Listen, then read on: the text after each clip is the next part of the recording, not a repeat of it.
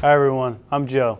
Today I'm going to be talking to you about the application of a vented chest seal and an occlusive dressing, and also we'll be going over how to burp the occlusive dressing. Step 1, we're going to inspect the thorax. Once you notice that there's a thoracic injury, peel open our occlusive dressing and remove it from its package. And if you have a 2x2 or Acrylex, wipe away the blood away from the side of the injury. Apply the vented chest seal or occlusive dressing upon exhalation.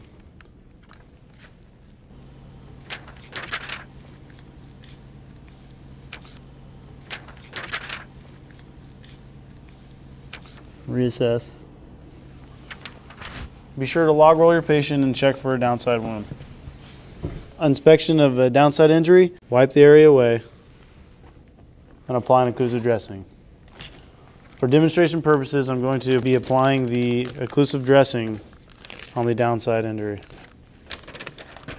And again, apply upon exhalation. And reassess.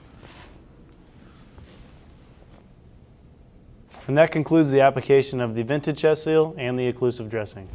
Now we're going to talk about burping the wound.